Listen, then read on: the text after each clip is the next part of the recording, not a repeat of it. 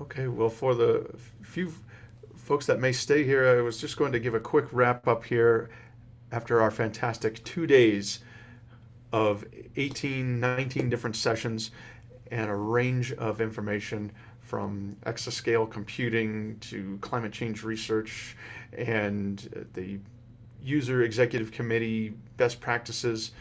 Today, of course, hearing from speakers regarding diversity, equity, and inclusion at user research facilities, or how the ORCID consortium is evolving, how COVID is being researched by this fantastic consortium of supercomputers that Barbara Helland was talking about. Uh, we're going to make all of these sessions available individually and put them on our website and on our YouTube channel. And we'll also link in more materials and have the websites that might be relevant for what the speakers were talking about too. I'd also like to revisit and give thanks to Dr. Harriet Kung, who came from the Department of Energy and spoke about the Office of Science Priorities. That was a key presentation that we got to hear. And then also the overview from Doug Koth regarding the exascale computing, reference that. The manner in which that as a resource, that kind of computing power as a resource to help enable all different realms of particular focused research going on across the spectrum of user facilities. There's a connection there that we at SSURF would like to make sure we're helping people be aware of where those resources are. Similarly, the ESNet and ESNet's vision for its future and how it is a resource to everyone. We want to make sure that the scientists and the facilities are aware of just what's available there from those supercomputing resources. Thank you, of course, to Dr. Maya Kornberg, who described how to communicate to congressional officials or politicians. Her research for her book is really quite compelling and draws off a massive amount of data, not only from the United States, but from around the world, on how to effectively communicate and really recall the prime directive, or I shouldn't use that phrase. The main point that she was making there was to approach the conversation with confidence, with a conclusion in mind, almost a self-evident point of this is what we know, this is what our science is showing us, and we can tell you a little bit more about where we think this knowledge then should be applied, or about exactly how we came up with that.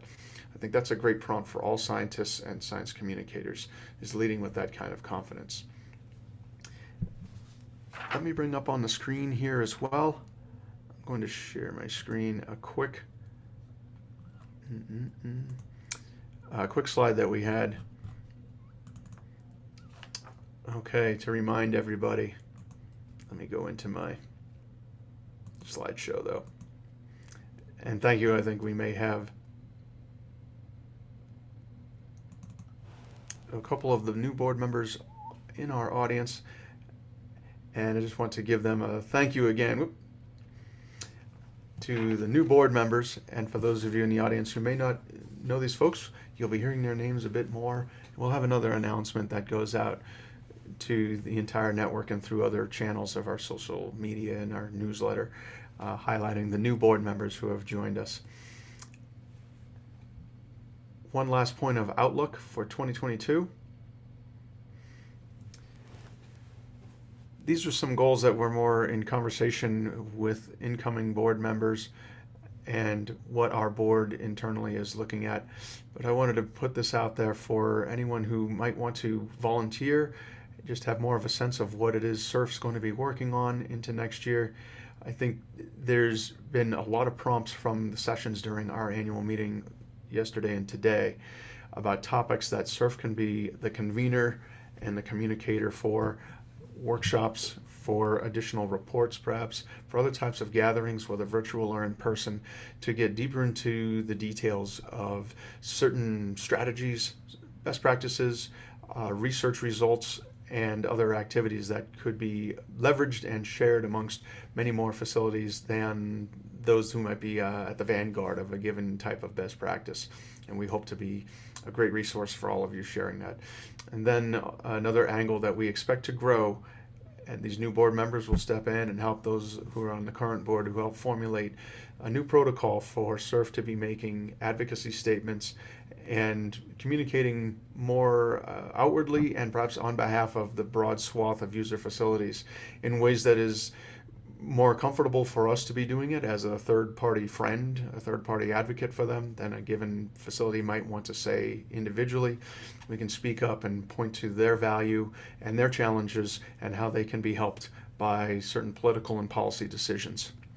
If that intrigues you and you'd like to help out with that, please reach me, and our Government Affairs or our Communications Committee might be a place where you could participate and give us your best ideas. All right, let me close out of this here. I also want to give a side thank you to Ansley Gayton, who is behind the scenes and has been helping produce the entire event over the last 2 days with the slides that you're seeing beforehand. And we are working with 2 different Zoom accounts and needing to bounce back and forth between the 2 and get all the presenters lined up. And couldn't have been done without her. So thanks, Ansley. And then also thanks to the rest of our board, who I know at different times I could see were in the audience for different sessions, but everyone had contributed with ideas and prompts and suggestions, even through yesterday and today. Dan, how about this way? Or did you forget this? And I'm taking that all in, and I appreciate all of your good faith and informed suggestions on what SURF can do and how our activities can be of most benefit to our members. To all of you who are on the call and are members of SURF, thank you. Your support is what will keep us going, and your ideas and the ways that we can continue to evolve as an organization and provide the advocacy and the connection and the spotlighting, the sort of pride in a visceral sense that we feel for what you're doing, that we get to share. This will all be part of how our activities grow during 2022. So thank you all, and we will have a social hour, not actually prompting anybody to bring a glass of wine and all that. You know, it's Wednesday and it's still the middle of the afternoon for half the country. But if you'd like to continue the conversation, we had some people yesterday who were in that and just informally chatted about what they learned and introduced themselves to each other. Please join into that session. We'll get that started in a few minutes. And otherwise, I'll see you on social media or hopefully in person in the next couple months. Thanks, everybody. It was a great 2-day annual meeting. Appreciate all the contributors, all the speakers, and all of our supporters and attendees.